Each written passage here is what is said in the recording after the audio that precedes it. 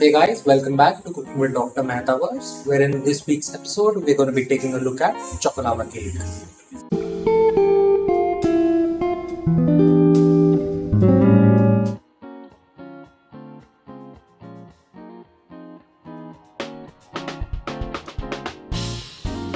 Molten chocolate cake is a French dessert that consists of a chocolate cake with a liquid chocolatey core. It is named after its molten core and is known as mi-cuit au chocolat au poulon, pardon my French, chocolava cake or simply lava cake. According to Wikipedia, the cake has an interesting history with two different sets of origins. The French chef Michel Ra invented it in 1981 after getting inspired from his family skiing trip while he was drinking hot chocolate. Another French chef, Jean-Georges Vongerichten, sorry if I butchered the name, invented it in 1987 in New York City when he accidentally pulled out a chocolate sponge cake from the oven before it was done. Finding the center was warm and runny and the entire cake had a very great texture. Chef Michael's recipe is considered to be the Ganache variant, while Chef Jean-Georges' recipe is considered to be the underbaked variant. And today I'm going to be making it gluten and guilt-free, a low-carb variant. Let's have a crack at the ingredients, shall we?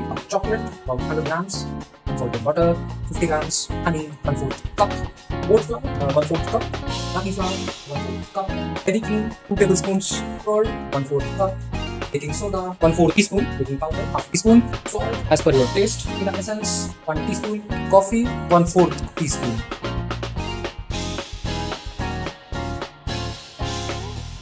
So now that we're done looking at the ingredients, we can start preparing our dish. But before we prepare our dish, we have to prepare the mold in which the cake is to be baked. Here I've got a ramekin that's about 4 inches in size, which should be sufficient to bake one cake. In case you don't have a ramekin, any steel or glass bowl can be used of a similar-ish size to this, provided it has a wider opening of the mouth compared to the bottom. So to prepare our bowl, we'll be requiring oil or butter and your flour. Just dip your finger in oil and grease the entire dishes including the sides. Once that is done, take a pinch of your flour and coat the entire inside of your bowl and just move it around to the sides as well. Once you're done, just tap out the excess and you will be left with a ramekin that's almost evenly coated. When the ramekin is prepared, we can now move on to preparing our chocolava cake. But before we do that, we have to understand there are two variants of the chocolava cake which I've told earlier, the Ganache variant as well as the underbaked variant. And today, because we're making both of the variants, we'll start by making the Ganache first. For our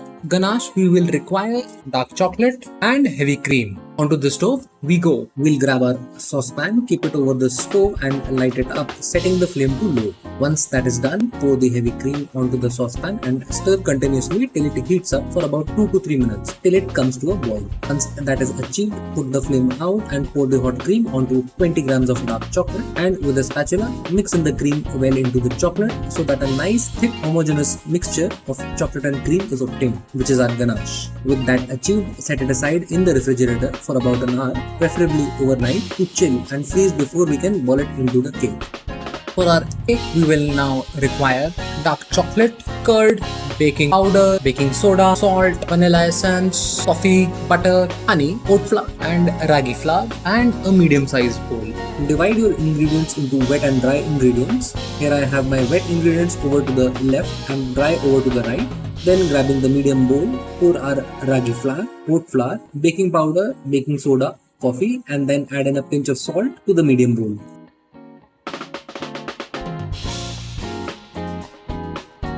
With our dry ingredients added to the bowl, just give them a good mix and combine them thoroughly. Then we can grab our wet ingredients, starting with the curd, adding in vanilla essence, thoroughly whisking the two together to combine into an emulsion of sorts. Then we can add in bit by bit or tablespoon by tablespoon the honey to the wet mix, making sure to whisk the ingredients well.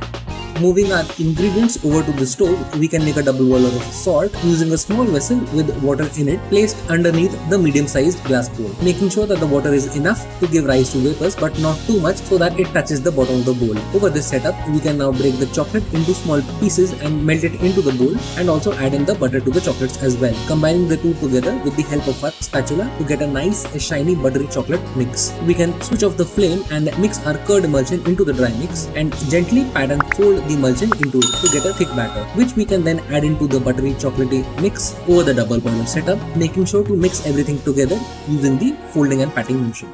And with that done, we have prepared our cake batter, which looks like so, and our ganache. All that is left to do is pour them in our ramekin and just bake them. Here is our prepared ramekin and the aerial view. Take the cake batter and pour it into one ramekin, filling it completely for the underbaked variant. For the ganache one, simply fill the ramekin till half and then add in the ganache, and don't be shy to use a lot of it. Here I used less, which comes to bite me in the end. Push the ganache into the batter and then cover it on top with the remaining batter.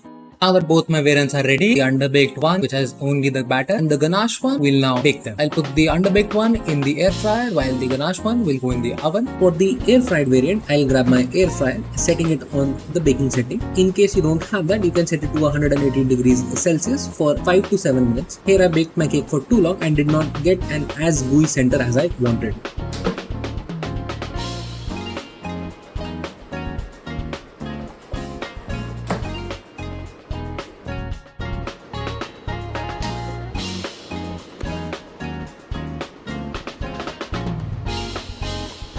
Similarly, for the oven baked variant, I set my oven to 180 degrees Celsius for 12 to 15 minutes. I could have preheated the oven for better results or baked it a little while longer. So preheat your oven or bake for at least 20 to 25 minutes so that the cake gets a nice crunchy exterior with the insides being molten. And be sure to use extra precaution while removing the ramekins from the oven.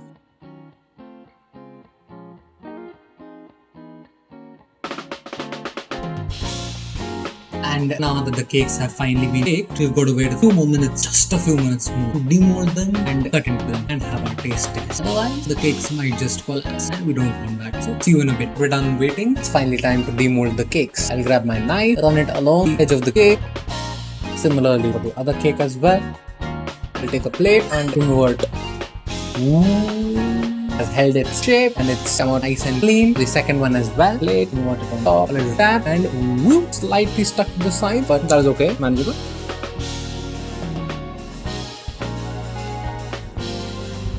Now with those shots done, let's crack over these cakes. My knife and the moment of truth. Let's start with the oven bake and then move on to the air fried one, and here we go.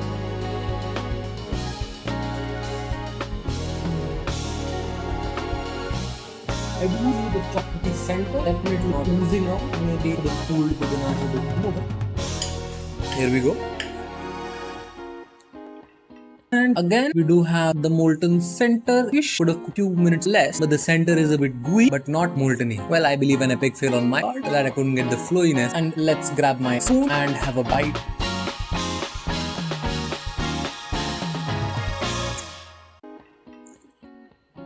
Definitely.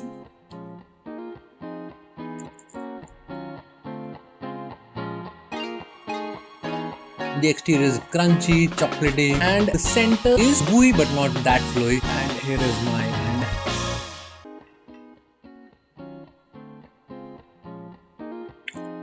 end.